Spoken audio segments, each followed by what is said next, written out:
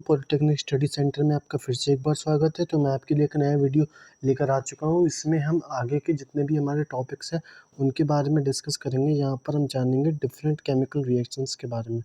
Chemical reactions कितने type की होती हैं, क्या होता है, कैरेक्टरिस्टिक्स क्या होती है, long form, short form, periodic table क्या होती है। यहाँ पर हम लोगों ने सब देख लिया था। आज हम SPDF से स्टार्ट कर रहे हैं।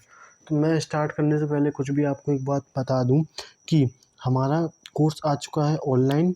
इसके लिए पॉलिटेक्निक एंट्रेंस एग्ज़ामिनेशन के लिए अगर आपने उसके बारे में नहीं जानकारी है, उसके बारे में आप नहीं जानते हैं, तो मैं आपको बता दूं कि बहुत ही ज़्यादा अफोर्डेबल प्राइसेस में हम आपको बहुत ज़्यादा चीज़ें दे अवेलेबल करवा रहे हैं। तो अगर आपको उसमें इंटरेस्ट है तो मैं आपको कहूँगा कि आप बिल्कुल देख लें, क्योंकि पेपर ऐसा नहीं है कि साल में CDS सिक्स की तरह, इन सब की तरह साल में 10 बार होता है तो आप बार बार दे देंगे इसे।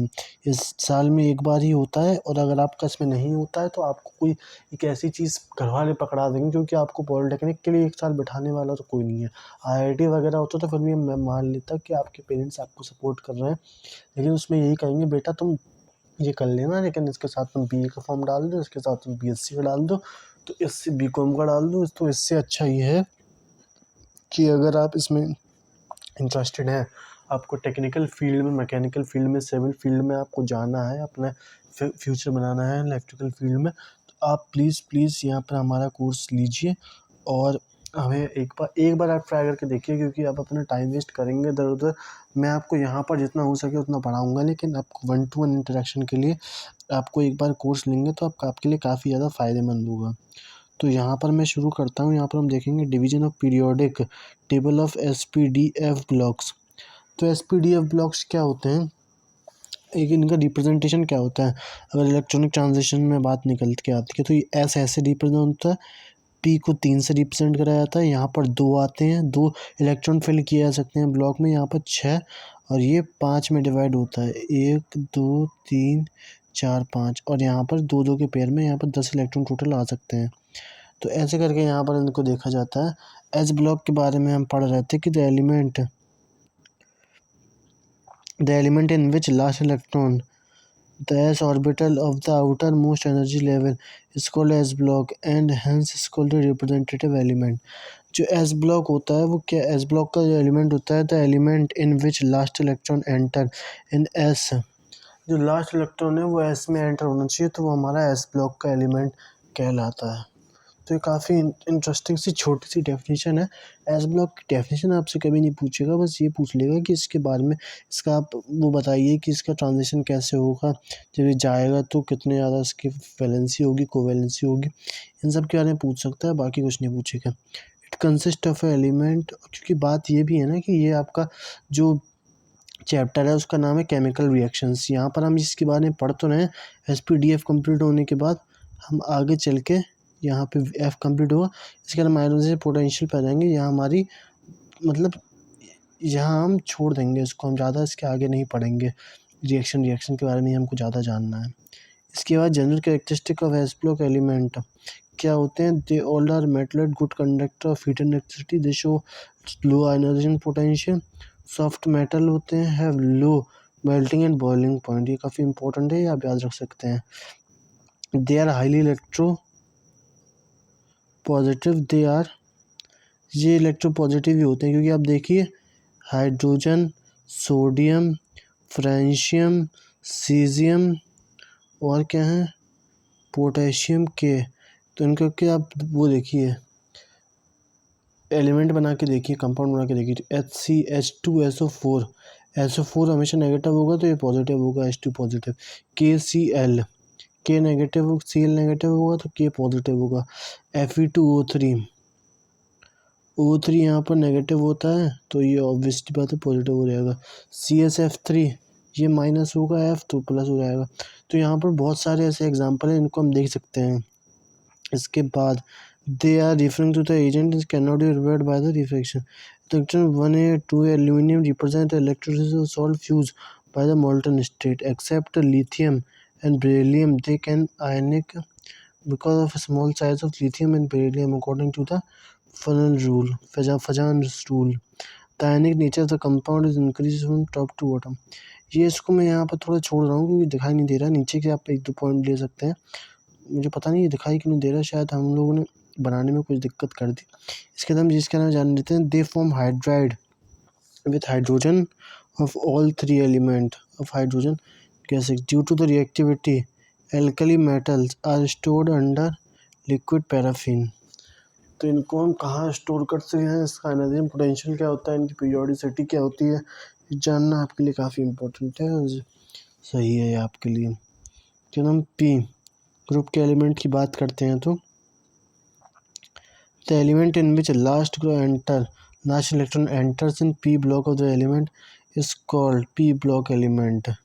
The element 13 to 18 जितने होते हैं उनको हम p block में काउंट करते हैं। अगर मैं आपको एक पिक्चराइजेशन बताऊं तो 2 एलिमेंट आते हैं वहाँ पर, बाकी के आते हैं साइड। अब बीच में जो आप थोड़ा सा नीचे की साइड करके बड़ी लंबी सी टेबल देखते हैं, यानी एक अगर बिल्डिंग जैसा आप देखें तो बगल में एक टावर हो गया, एक टावर इस साइड हो गया। तो जो इस साइड वाला टावर है वो हमारा एस ब्लॉक है, जो सबसे किनारे वाला टावर है राइट हैंड साइड वाला वो डी ब्लॉक है, और जो बीच में नीचे आ रहे हैं सारे वो हमारे पी ब्लॉक के एलिमेंट होते हैं। और जो हमारे पी ब्लॉक में ही अंदर एक एलिमेंट में हम सारे इसे रख देते हैं। अगर आप देखें तो इनका आप रिप्रेजेंटेशन करें तो अपने एक एलिमेंट में खड़े हैं सारे स्टैक बने हुए। तो ये एक एलिमेंट यानी कि हम लेंथेनाइट और एक्टिनाइट सीरीज़ की जो बात करते हैं वो लेंथेनियम और एक्टिनियम में ही अंदर आते हैं सारे। तो वो हमारा एफ ब्लॉक हो गया। थोड़ा सा ऐसे देखिए आप, मान लीजिए ये है और ये ऐसे करके है, ये है। तो ये हमारी पीरियोडिक टेबल है, हम यहाँ पर नीचे 2 बना के चलते हैं, ये एफ मानते हैं। तो ये हमारा ऐसे एस हुआ, ये हमारा पी हो गया और ये डी हो गया। लेकिन यहाँ पर नीचे 2 एलिमेंट आएंगे जो उनका नाम होगा लेंथेनाइड एक्टिनाइड। तो ये समझ लो कि ये बाहर की साइड निकले हुए हैं, मतलब ये आपकी साइड है, मैं 3D तो बना नहीं सकता कंप्यूटर स्क्रीन पर। तो आप ये देख लीजिए कि ये इन्हीं में भरे हुए हैं, ये सारे एलिमेंट ऐसे रखे हुए हैं स्टैक एक के ऊपर एक। ये मान लीजिए ये ऊपर ऊपर ऊपर ऊपर, ये ऊपर मैं उस फॉर्म में नहीं जा रहा हूँ, मैं आपकी साइड आ रहा हूँ, मुंह की साइड। तो ये भरे हुए हैं सारे इसी में एक के ऊपर एक। इनकी मैं जनरल प्रॉपर्टीज़ की बात करूँ, P group element include non metal as well as metalloid. यहाँ पर मेटल्स, नॉन मेटल और मेटलॉइड दोनों पाए जाते हैं। मेटलॉइड क्या होते हैं, मेटल तो पता ही है, तो good conductor of heat and electricity होते हैं, जिनमें हम और क्या होते हैं जो हार्ड होते हैं नॉर्मली। नॉन मेटल इनके अपोजिट, और मेटलॉइड वो होते हैं जिनमें थोड़ी प्रॉपर्टी हमारी मेटलॉइड की होती है और थोड़ी हमारी मेटल्स की थोड़ी मेटल की होती है, थोड़ी नॉन मेटल की होती है, उनको हम मेटलॉइड कहते हैं। यहाँ पे अगर हम बात करें तो these element have smaller ionic radius than s block element. S block के मुकाबले इनका छोटा होता है। The atomic radius decreasing from left to right, the period increasing nuclear charge.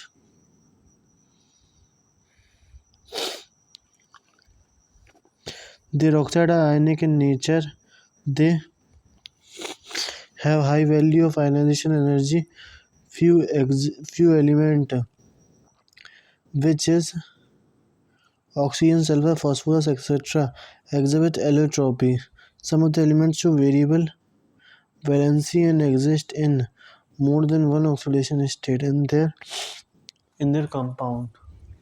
तो यहाँ पर कुछ हमारे पास यहाँ पर निकल कर आ रही है बात की, they are high electronegative is due to their small atomic size. P block element possess higher electron affinity. Halogen and oxygen, sulfur are reactive to p block. They are usually compound of some ionic in nature. इसके बाद हम D block में आ जाते हैं। P block में मैंने बताया कि अगर आपका इलेक्ट्रॉन फिलिंग की बात होगी तो यहाँ पर 6 इलेक्ट्रॉन्स इन टोटल आते हैं, और उनको कैसे फिल करा जाता है, जब भी उनकी बात निकल कर आती है तो यहाँ पर हम 3 ब्लॉक लेके चलते हैं, और हर ब्लॉक में हमको पता है कि 2 इलेक्ट्रॉन्स आते हैं। तो इसके अकॉर्डिंग हमारे पी ब्लॉक में 6 इलेक्ट्रॉन्स भरे जा सकते हैं, इसी को हम पी। तो ये NS122 NP1226 या 126 आप जैसे इसको लेना चाहें ले सकते हैं।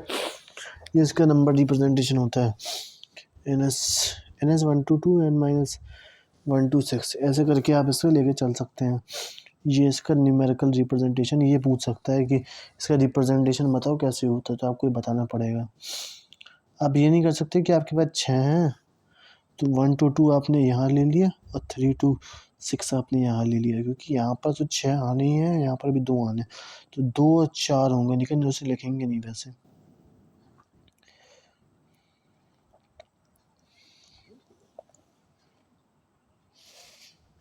The element in which the last electron enters the d orbital of their second n-1 constituent cell consecutive 3 in the 12 periodic table। यहाँ पर जो बात निकल कर आ रही है, तो चलिए यहाँ पर डी ब्लॉक की बात हम कल ही से करेंगे। थोड़ा सा वीडियो 10 मिनट से ज़्यादा लंबा नहीं होना चाहिए, क्योंकि बच्चों को देखने में मज़ा आता है। 10 मिनट के वीडियो ज़्यादा लंबे होते हैं तो फिर उनका बोर होने लगता है। तो मैं आज के लिए सिर्फ इतना ही कहता हूँ, बाकी का हम पढ़ेंगे अगले वीडियो में। तब तक के लिए आप देखते रहें वीडियो और एंजॉय करते रहें। बहुत सारी चीज़ें आने वाली हैं आपके लिए, बहुत सारी चीज़ें आ चुकी हैं। पेड कोर्स की बात करूँ तो अगर आपने वो उसके बारे में नहीं जानते हैं, नहीं किया, तो आप मेरे को इंस्टाग्राम पे कांटेक्ट कर सकते हैं, और कहीं कांटेक्ट नहीं करना है तो आप नीचे कमेंट डाउन भी कर सकते हैं। सबसे ईज़ी काम है कि आप नीचे कमेंट करके मुझसे पूछ लीजिए कि सर बताइए इसके बारे में कि क्या है, कि सर पेड कोर्स हम कैसे अप्लाई कर सकते हैं, एनरोल कर सकते हैं अपने आप को। धन्यवाद।